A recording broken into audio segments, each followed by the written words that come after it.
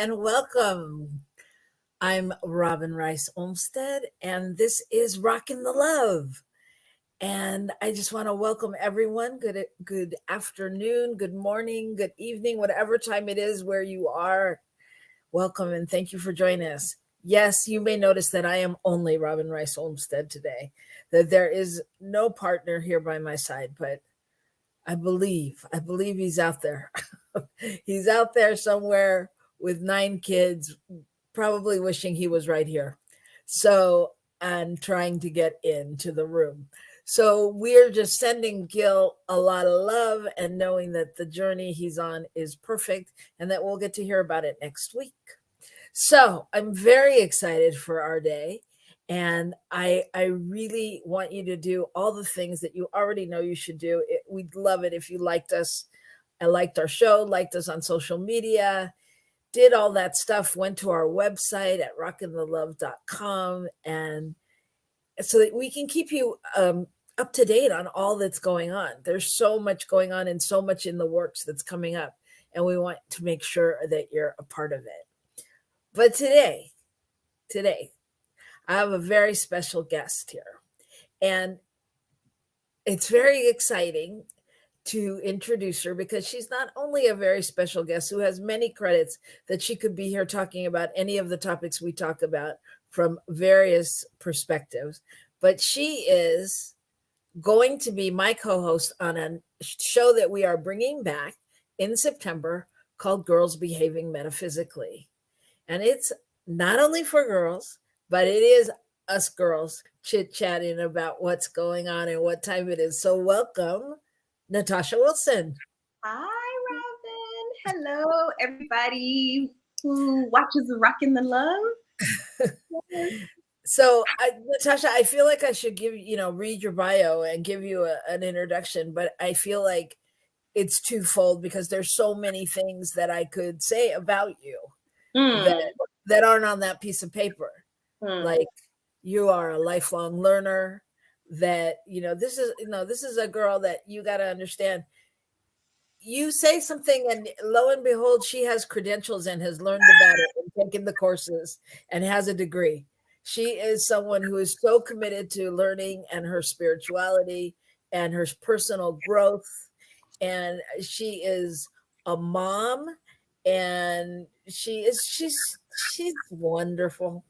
Aww. So you're going to learn lots about her. And is there anything you want to say about you? I feel like in so many ways you've highlighted what I think sometimes are the most important parts of my personality. But yeah, and I'm missing my babies right now. So yeah, that because normally I'm in Australia, but I'm visiting family here in New Orleans in the US right now. So I'm missing them I'm missing the other part of my family right now. So we didn't even say that. So Natasha is based in Australia and she's come home to New Orleans, right? Basically. Yeah. And you haven't been here for how long now? I've been here about a week, but I went to Washington, D.C. 2 days ago for a dance festival. Right, but how long since you'd been to the States? About a week. About 5 years. 5 years. 5 years. So you missed all of our President Trump era and COVID and everything was done in another part of the world. Yes, Lord. Yes. Good on you. Okay, sorry, enough about me. So we will be doing, so let's tell you, okay, so we're going to be doing this show she'll be in Australia.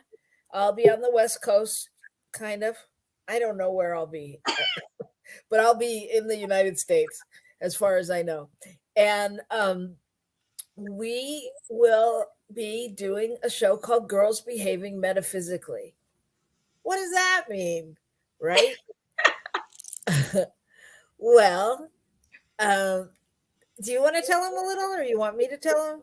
I want you to tell them because this is your baby. I mean, it's like I'm adopting this baby, but you birthed this baby. So I want you to start and then I'll share a little bit about how I interpret this. Yes. So, Girls Behaving Metaphysically started a couple of years ago with my fantastic friend Samaya Wood, and we we used to, as spiritual practitioners, um, one of the things that would really bother us was uh, not bother. I don't know if that's the right word, but one of the things that would come up a lot is, well, how do I become spiritual? Or is that spiritual enough? Or what is it, do I have to meditate to be spiritual? Like, and questions like that. And so our kind of pet peeve was anything and everything is spiritual. And how do you find that, the spiritual in everyday things? Because that's, really the key to life is how do you find um that? How do you find that when you don't want to? When you are, picking up the poop outside from the dog, or you're doing the laundry or washing the dishes, or any of those things. How do you find that place that where you knowing that that is an activity that is spiritual? Oh, and I see that in the lurking out in the waiting room, we have Gil joining us, who looks like he's not feeling very spiritual right now. How are you? Welcome. We'll take a pause from that topic. How are you, Gil? Hi. Hi. I don't know if you can hear me. We can hear you. Hear you? Oh, wow. Okay. Well, I just wrote you a note. My internet was so bad that I was concerned. Good to see Hi. you. Hi. Hi, Natasha. How are you? I'm well. I'm really well. I'm enjoying the warmth of New Orleans. Well, thank you for joining the warmth of our show, too. Absolutely. I'm so happy. Yeah. So Sorry where I are you? can't be there. Where are you? I am in Oregon. I'm at Cedar Ridge Camp. We just finished a week with teens from Centers for Spiritual Living. Oh, teens. Yeah. Yeah. So that's why I look like this. Bless you. I'm exhausted. Ah. But we've got So, almost everybody from camp is gone, and the last few of us are going to have some lunch, and they're going to pick us up at 1. So we're good now. oh, good. So, let me ask you: would you do it again? Would I do it again? Yeah, Sure, absolutely, love you it. had a good time. Yeah, So, what can yeah, you it's tell? good. What can you tell everybody about the camp? This camp that we've all donated to and created out Oh, there. the campground itself, Cedar Ridge. Yeah. Oh yeah, it's great. I have some video going down like the longest water slide, the longest slip and slide anywhere around. Um, that was pretty fun. And there's all kinds of different places here, different setups. It's got like 32 acres of land, so it's Wow. pretty fun, and a lot of plans for improvements. And I think it's going to become quite a deal. They've got like over 300 people coming in today for camps, so it holds quite a few people. Great. That's fantastic. That's fantastic. Well, back to Girls Behaving Metaphysically. Is there anything you'd want to add, having been a long time listener of Girls Behaving Metaphysically and there since its beginning? Oh well, I just want to say it's really fun, because there's always like a good discussion about something, and it's just a chance to talk about some of these issues, if you will, these things that show up out there, and actually have a discussion like, well, what does it mean, or how do we really deal with it? Where do we go to figure out how to work through it? At least that's how I see it. Yeah. Thanks. Yeah. Yeah, I think that's how I see it too. And when we started, we actually had the idea that we were going to have correspondence out there in the world. And we asked Natasha to be our Australia Otherworld correspondent. We had someone else in the UK and someone else on the East Coast, and things like that, just talking about things. But we didn't really pan that out. But that's what we would like, is that global kind of, what does it mean in your world? What, how do you do that? Natasha, do you want to add anything to why you're even attracted to being my Yeah, co-host? well, of course I said yes. Like the moment you asked me just to be a correspondent, I was like, of course, because I'm always, I mean, just from our connection and our friendship, always wanting to explore the things that I think typically traditionally aren't considered spiritual. Like I want to talk about politics there because God is in everything. There's no place God is not. I want to talk about sex. I want to talk about menopause now, right? I want to talk about all these things that like affect my day-to-day life that I know God is in, and that sometimes I can't figure out right away where is God in this. So that's what I want, and I think that there's a way to do it that can be fun and joyful. And so when you invited me, I was like, yes, here's an opportunity to really do that, and to do that in a broader way, and to build a bigger, what I consider a community of remembering, a community of helping me remember, and all of us remember that even in the ish, God's in there. Yeah. And especially, and I would even say especially in the ish, I mean, that's where you gotta find it, so I think that's really important. That's right. The lotus blooms in the mud. Yeah. We are in some muddy times. So some big lotuses are blooming. Yeah. But I mean, and that's why, I mean, I'm excited about, we have a segment that we'll tell you about a little bit later, but I'm excited about really talking about, that stuff that even when you're the most spiritual of spiritual people, has to even go, how does this compute?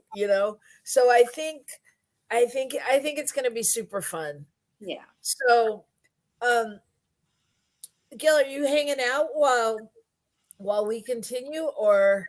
Well, I'm gonna have to go. We're about to have some lunch, and it's really hard to hear you where I am. So I am just gonna leave you two to make this a fantastic show, and tell everybody that they definitely have to tune into Girls Behaving Metaphysically, because you guys, I'm sure that it will only get more fun with Natasha added into the mix. Oh, so I'm excited about it. You just wait. We're all about the fun. Yes. It's all about the fun. All right. Okay. You have a great lunch.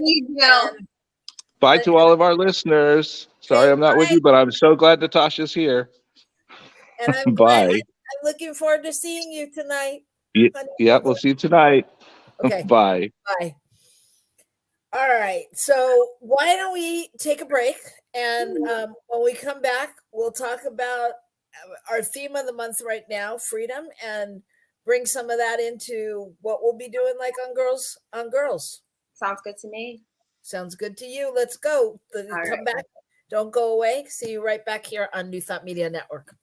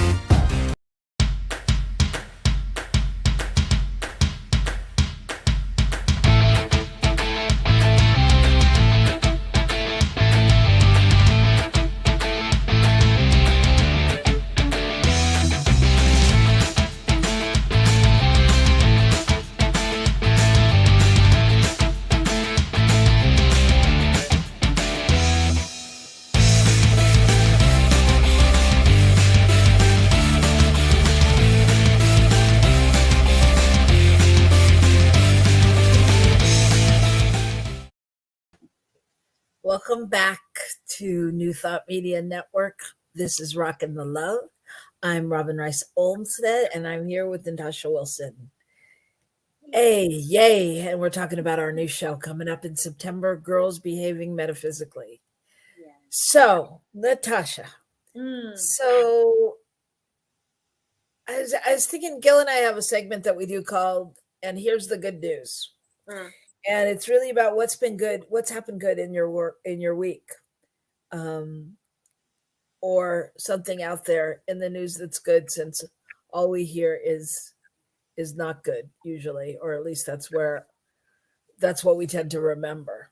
So I was wondering, with you being the big traveler this week and everything, what's the good in your week this week? Oh, Robyn, honestly, I'm really being honest right now when I say this. It's a lot. So I really need to try to narrow it, and I'm not really sure how to. We'll pick one thing. Well, I mean, I can't deny seeing my mother and my father and my grandmother and one of my best friends who flew in from North Carolina to see me, and seeing my brother and my good friend who came with me from Australia on this trip. I have so many good things. Like just this week, I put some of my designer handbags and clothes on consignment before I left, and I got paid while I was here.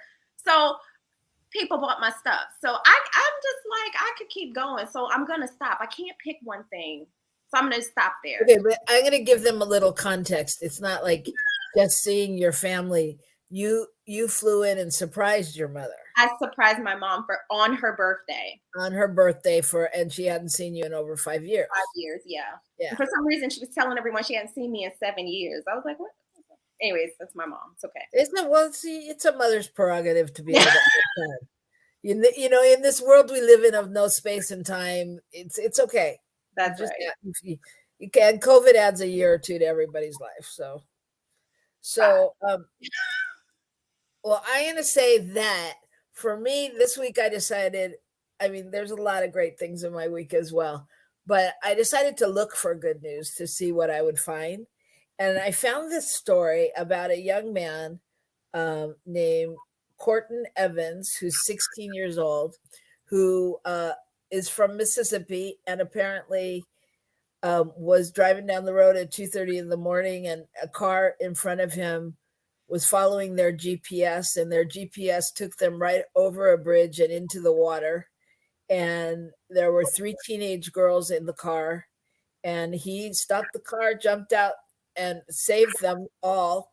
Plus, a police officer that had arrived on the scene went in to save girls as well. And as he was saving the girls in, one girl pushed him under the water, and he took water in and was choking. And so the young man also went and saved him. So he literally saved 4 people. Wow. And you know, all because he could, he just did what he said. There was no option. I just jumped out of the car and knew he had to save lives. Mm, mm. I'm like, that's so cool.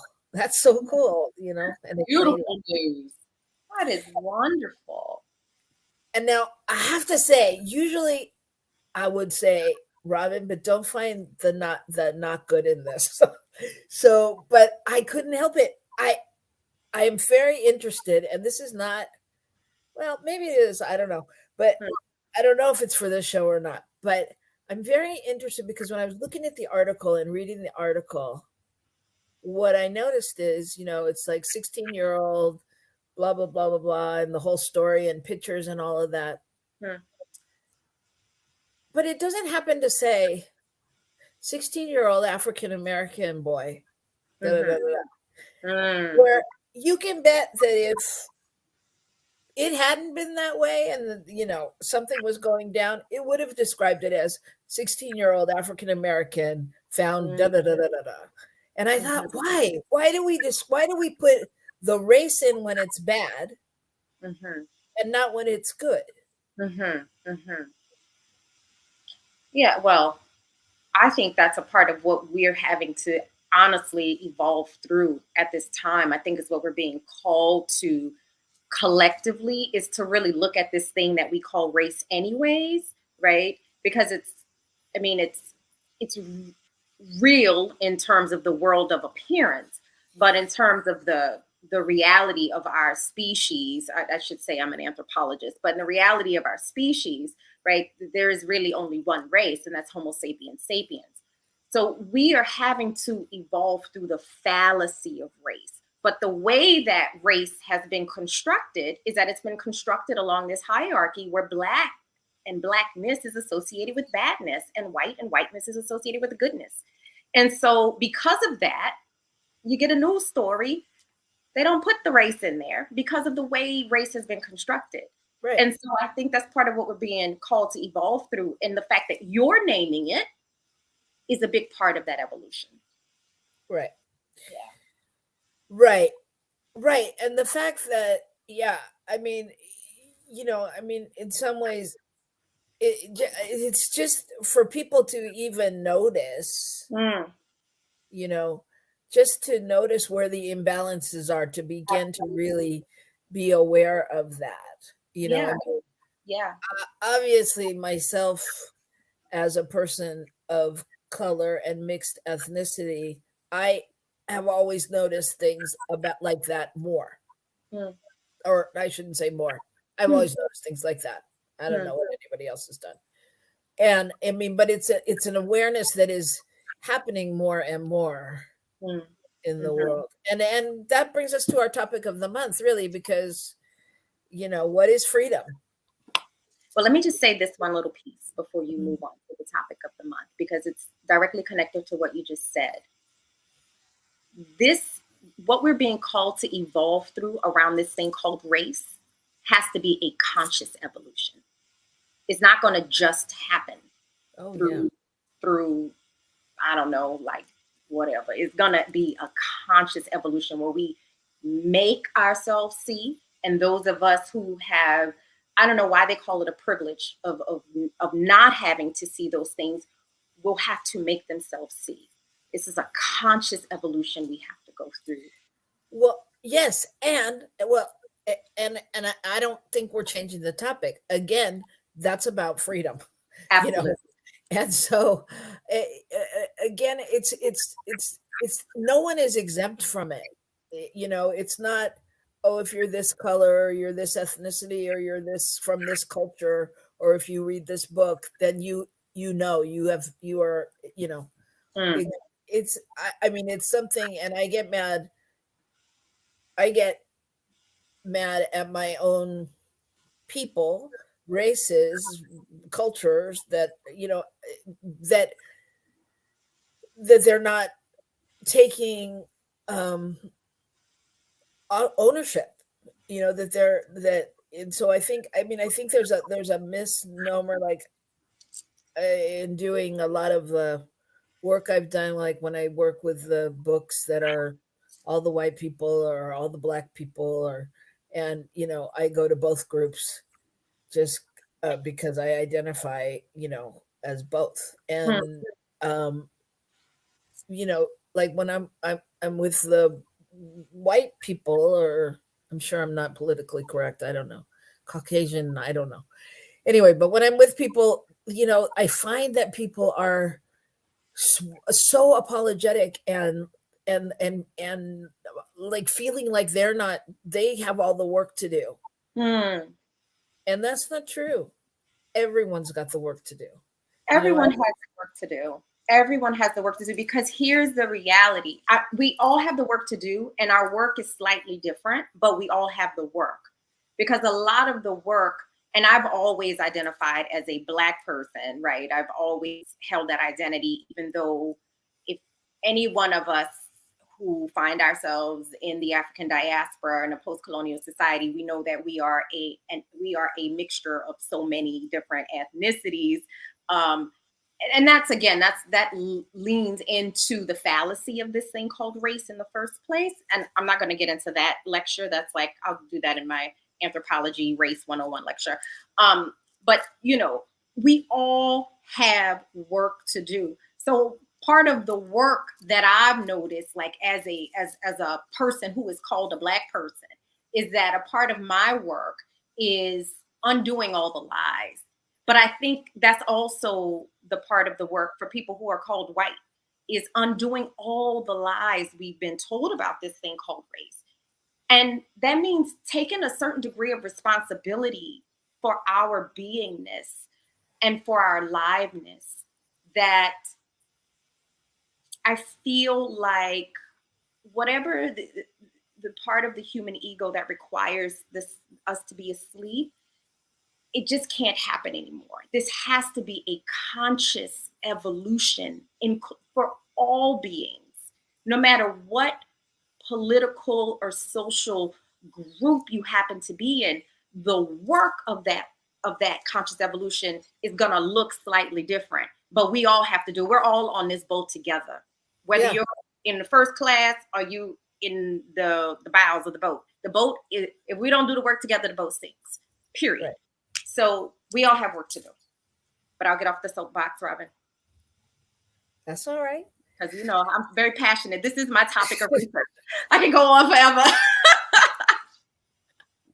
No, but I think it's so important. And I think, you know, again, and I'm really thinking about freedom in that I can't be,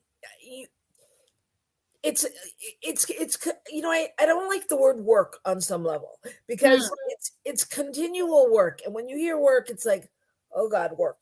You know, there's something to do. But and there is something to do, but there's something to do is really learning how to be with other people.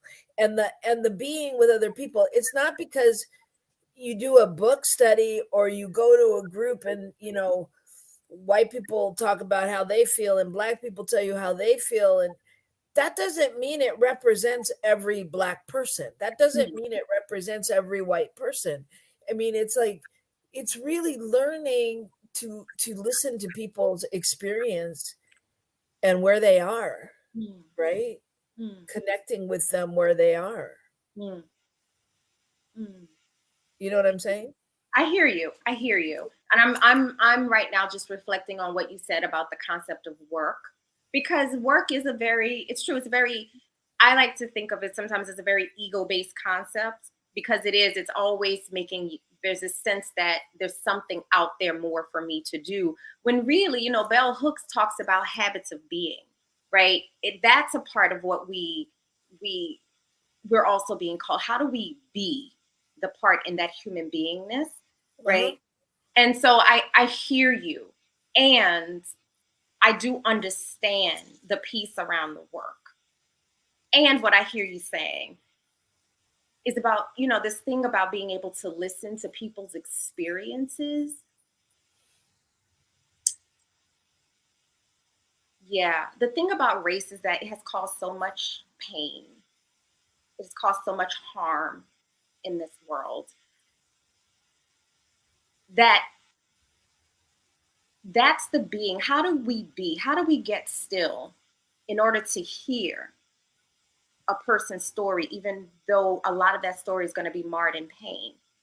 And so, you know, for me, I purposely studied, when I studied race, I purposely studied whiteness, because I felt like, you know, in the concept of race, everybody's always studying Black people and brown people and this people. I really, really wanted to understand what it meant to become, or what it meant to come to know oneself as a white person. And what I realized, and it goes back to that concept of there's only one, is that most of the time, the stories were just as traumatic as the ones I heard from people of color, just in a different way. Yeah.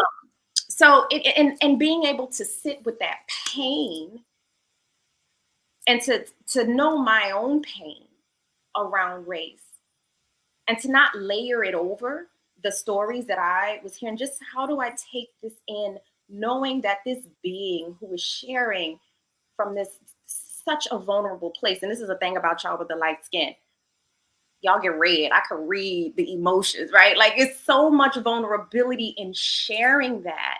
Like, how do I not layer my story over that and remember that this is a part of this being's story around their humanity? That's hard. Look, that's hard work, because that pain is real. My pain is real. Their pain is real. And I feel this is what we're being called to do in the world, you know? Well, yes, yes, absolutely. And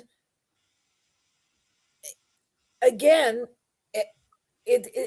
yeah, and my pain is real. So it comes from, I mean, like, you know, I get, if I was to tell my story, I could tell the pain from both sides, because, you know, what I identify with and who I am in the world, and the pain of my ancestors, and the pain and both sides, you know,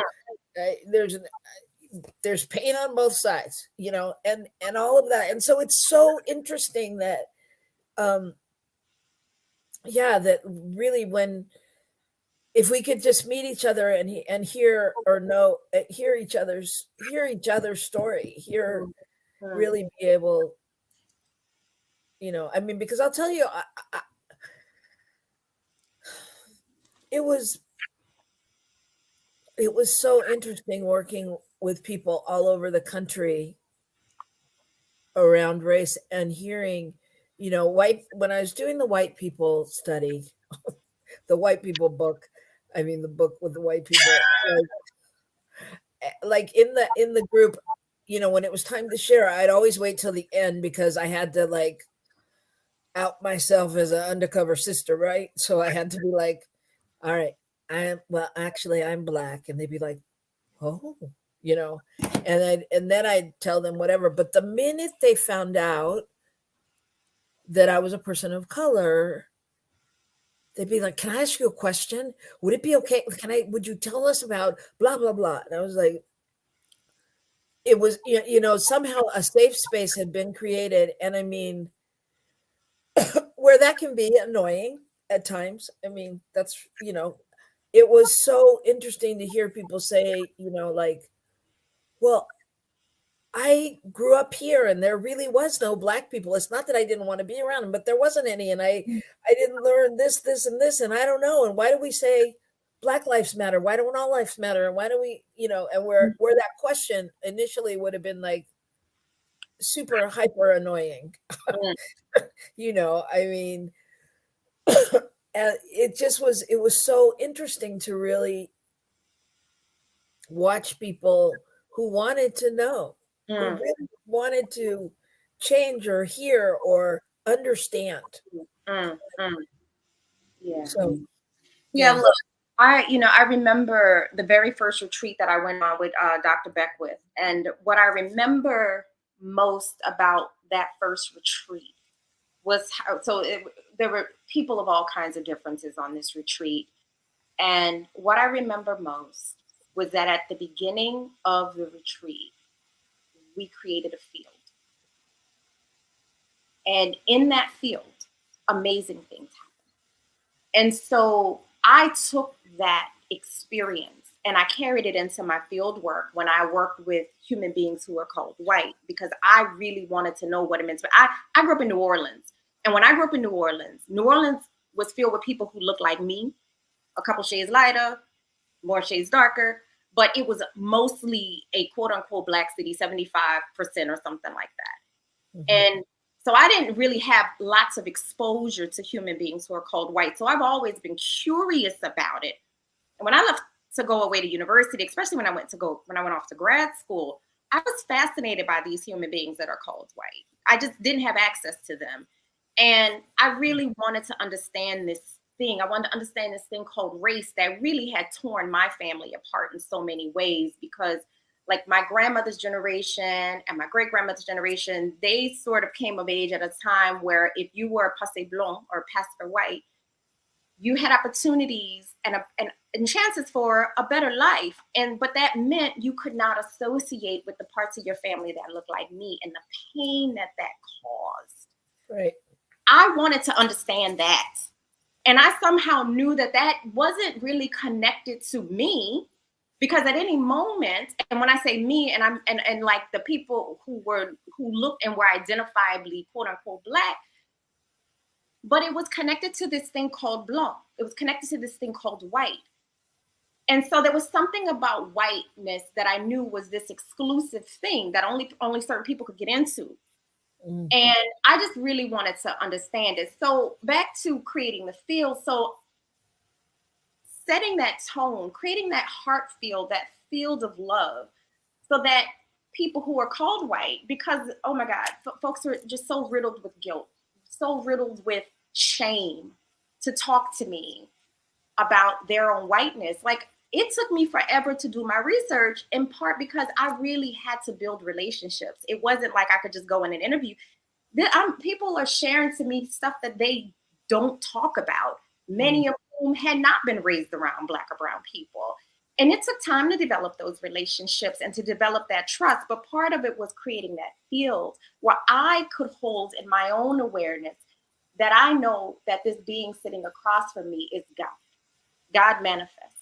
And so that spiritual piece was so important for me to explore this thing, this matrix that we are all in around race. So anyways, I'm saying all that to say, like, it still all comes back to understanding the sort of the oneness. And then I was thinking about the Rumi quote, like, meet me in the field, right? Like that, I can't remember how it goes, but I know every time I read it, I'm like, oh. Right? Yeah. Because in that field, it's like, we remember, yeah. Right? Like, oh, okay, yeah, all this shit, we're down here with all this drama and trauma, but in that field, we can remember, and we can explore this part of the human condition, right? From a whole different perspective. Right. And it's still not easy, but I think we're all being called to do it right now. Yeah, I do too. I agree with you. I always thought you was Black. Even when I only knew you over the phone. We go way back to, like, like my first agape class when you were my teacher. When were you, my TA or something like that? Yeah. I was like, Robyn Black. But anyway.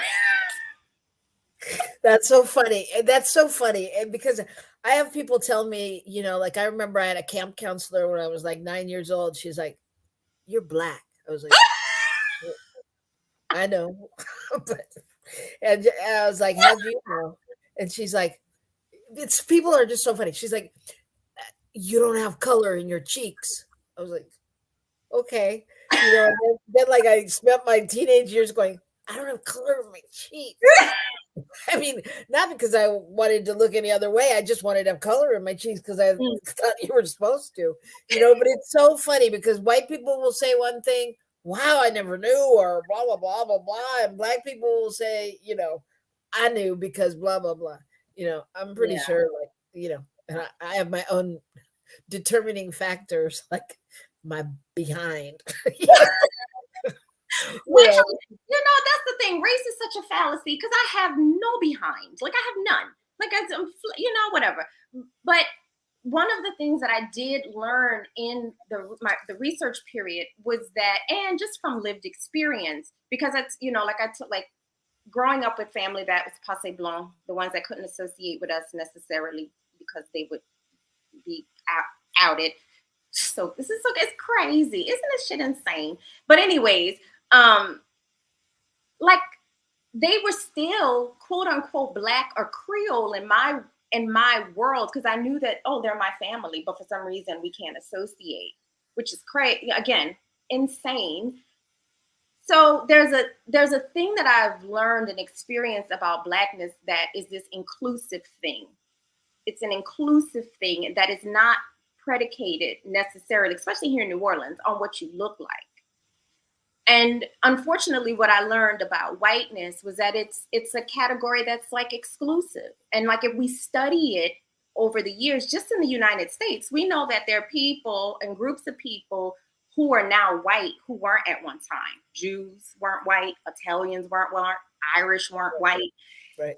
It's a category of exclusiveness. And Blackness, because of how it was constructed, is a category of inclusiveness due to slavery, right? Because every baby that was born by an enslaved woman was going to be a slave. So it had to be inclusive in that way, because that's how you kept the workforce going. So anyways, I'm not going to, again, see, Robyn, please stop me, because I can just talk about this and I don't get the opportunity to talk about it as much as I did when I was in the academy. I'm not in the academy anymore. So, but yeah. Well, I think this is a reoccurring topic. I think this will come up over and over again. I think there's so many ways to explore it, and we'll be able to look at it from all different angles. I mean, because and I think it's a lot of what's going on in the world. So, I mean, I think it's a great topic. So I don't think we can talk about it too much. Ooh, so tune in to Girls We Having Metaphysically. Yeah. And if you have a question, you could leave it in the chat. Let us know what you're thinking. We won't even know what color you are. We won't judge. So that's what I saw today. I saw a quote from the Dalai Lama that says, "Love is non-judgment." So true. So let's take a quick break, and when we come back, we'll talk about our new segment, I think. Okay? So join us right back here on New Thought Media Network.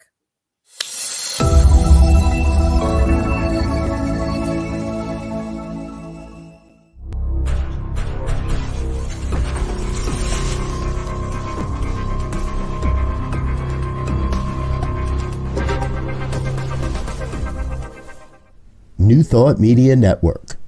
We are a global broadcast network of positive music, media, and entertainment, inspiring humanity's evolution along the journey of enlightenment and creating a world of love, peace, empowerment, and prosperity for all.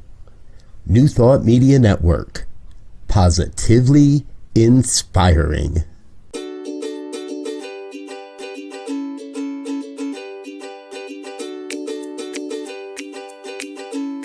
Thank you, Center for Spiritual Living Denver, for your continued support. Thank you, Center for Spiritual Living Midtown Atlanta, for your monthly contribution.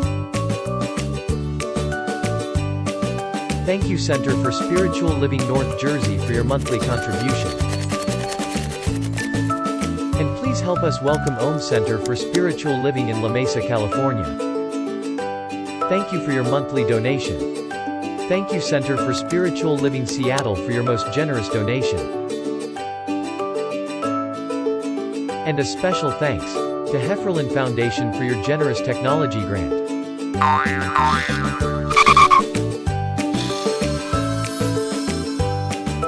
And Suze Ajit, thank you for your very generous donation. And a super special thank you to Dr. Tracy Brown, RScP. Thanks for being a super donor. And a big shout out to all our committed donors.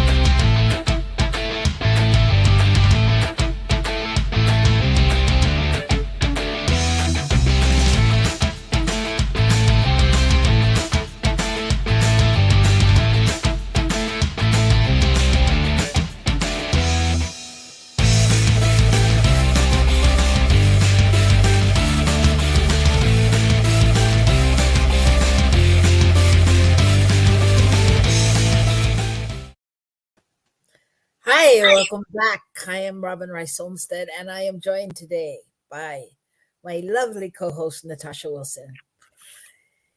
So we were talking about a lot of things, but we're going to talk about a little bit about our show coming up in September called Girls Behaving Metaphysically. And one of the things that show is about is really just finding the spiritual in everything, knowing that everything is spiritual, that there's nowhere that where God is not, as Natasha said earlier, and just being able to find that and remember that, and tools, because we all forget. We all have our moments of where we get to our limit and we're like, really? Really? How can this be possible? How can God be in politics? How can God be in my job place? All those things. So, but one of the things we're going to do is we are going to have a segment that doesn't have a title yet, but for today, I am calling it what am I calling it? I know we're all one, but what? And this is this place where we talk about things that out there that we go, really, how is that spiritual? And that could be anything from the Kardashians to, what is the big attraction to always pairing Martha Stewart and Snoop Dogg together? Like, what is that? Whatever, just whatever is coming up. So do you have one? Do you have Me? a what? Do I have one right now? Yeah. Okay, Robyn, you start. I really want you to start because I'm in a bit of a state of bliss. And it's hard. Like, for me right now, I'm seeing God in everything. And I'm like, oh, yeah, of course God's in that. And that part of that is because I'm home, with my family, all that stuff. Okay. You start, and then it might trigger me to think, because I've been, go for it. Well, okay, so there's a few things that are not so much that I would talk about them, but a couple of things that I was thinking about was what I just said, and as well as they're going into the 30th season of Dancing with the Stars. What? 30th season of Dancing with the Stars. That show has been on for 15 years. I did not know that. Is that not crazy? That is crazy. Time is just crazy. But the one that got me this week was, well, I'm not going to start here, but there's the Bachelorette it has two bachelorettes, and I'm just watching reality TV and going, wait, what? How did we decide all these things were okay? So there's the Bachelorette, and then after the Bachelorette, there aired a new show called Claim to Fame. And what this is a bunch of people who are related to famous people, but you don't know who they're related to. And the people that are living in the house don't know who they're related to. So they're supposed to try to determine, they get to tell a game we play when we do workshops sometimes called 2 Truths and a Lie. So you get to tell 2 true things and then you get to change one thing. So for example, I might say, my sister is a very accomplished songwriter, and they have a TV show, and they won Emmy, Oscar, and an EGOT or whatever. And so the lie would be that it's not my sister, and that's to throw the people in the house off.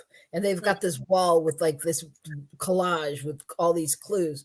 And, so there's people on there, and some of them, who they are. There's, excuse me, Whoopi Goldberg's granddaughter, and there's Simone Biles' sister, who looks exactly like Simone Biles. So I don't think her time on there is long. And so then there's this. So at the end of the show, somebody gets to pick and say who they think someone is. And if they're wrong, they leave the show. Something like that. That's basic. Anyway, so we watched it. It was the first week, and there was this kid that I don't know, he's probably 20-ish. And he, he was talking about his grandfather, and people were asking him questions. And then up on the collage, there was like a dinosaur in there and something else. I can't remember. But anyway, the people in the house decided they thought that he was Steven Spielberg's grandson. Mm-hmm. So they go to the end, and they're gonna make, the girl's gonna say who she thinks he is, and he looks a little like Harry Potterish. So you're thinking, oh yeah, he kind of looks like he would have been E.T. or something like that. Okay, you're totally there. You're like, okay, Mm-hmm. and they go, okay, but before you do, we're going to show you a footage. And so the rules, of course, are that you have to hand in your phones. You can't be in touch with people in the outside world, so they can't. This kid has his phone, and he snuck his phone in, and you see him going like under his covers with his phone. So I'm like, really? So why at the end of the game, if you fool everybody, you win $100,000. Why would you even go on a game show? And you're going to out yourself as somebody famous's family, and then cheat. Because that's a part of the human condition. That's why that's why we like these shows. Okay, so tell me the spiritual in it, though. Well, you don't need the condition. I know people are crazy. Well, but again, I think that's the spiritual piece for me anyways. It's like, this is a part of the human condition where these big walking contradictions. And to some extent, the degree to which we can learn to accept that, as opposed to thinking like that to be spiritual, right? Where these ascetics, no, people cheat, people lie. And there's something in that's here for us. And I don't claim to always know what it is. But for me, I mean, I don't know why I would do it. I'd be a bit embarrassed, but. Right? You would think like he'd be embarrassed, and you would think like his grandfather would be embarrassed. It wasn't Steven Spielberg's grandson, so don't spread that rumor. It was Chuck Norris's grandson. And I thought, oh, that seems more serious. I don't know. He seems like he'd get madder. I don't know. My perceptions, my made up story. But I think it's an interesting thing when you talk about the human condition, because it's also, we think we're exempt from the rules, that we're, they're not going to know. On camera. There are cameras everywhere. How can one not? Yeah. But that's the power of the human mind.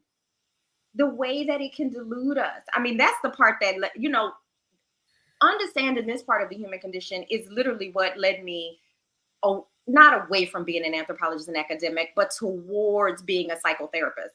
Because it is that human mind is a powerful thing. Like, so you could be surrounded by cameras at all angles and ends, and somehow you think you're going to get under your covers with your phone that's not supposed to be, and believe that you can do it. Like, well, and the thing is, again, for me, what I've learned is I have to just go, that's not the way I would have done it, and not judge it. But like, that's just not how I would have done it. And know that whatever his lesson is, or, maybe this is his road to his 15 minutes of fame, because now there's, articles and this and that and everything. And so it's so interesting to, can we just let it go? Can we go, not my business, not my journey, mental note, not the way I want to play the game, but okay. So that's some of what we'll be talking about and exploring. And there's so much more to come. But it's been so great to have you here. Real quick, I just have to say this, because you also know that I'm a dancer. And I will talk about dance a lot because I love dance. I love dancing. But it was a Dancing with the Stars show that got me dancing tango again. I saw a tango on there, and remembered how much I loved it. And that was it. So anyways, There you go. So 15 years, imagine how many people have found that message or That's right. something there. That's right. God's So in everything. thank you, Dancing with the Stars. Thank you for your commitment to changing the world and bringing people back to their passions. That's And right. that's what we want to do. We want to change the world and just embrace everyone right where they are. And hopefully you'll learn a little, you'll take something away. And hopefully that's what you do right here on Rockin the Love. And if you do, we'd love it if you were generous and kind enough to make a donation to the network. As I said, there's so many exciting things that are happening, and the opportunities are growing. And we look forward to sharing lots of them with you and being with you and seeing you on New Thought Media Network. So please go to newthoughtmedianetwork.org and drop a little something in the. A lot of something. A lot of something is welcome. Yeah, there is no size. Size doesn't matter. That's right. All right. So we will be back next week, and we would love to see you here. And Natasha, we will be here in September, and I'm just excited, and we look forward to seeing you. And in the meantime, wherever you are, Australia, New Orleans, on vacation, wherever in the world, Geneva, Mexico, just keep rocking the love because we need it. Thank you for inviting me. I really appreciate it. Yes. All right. Yes. Thank you. Okay.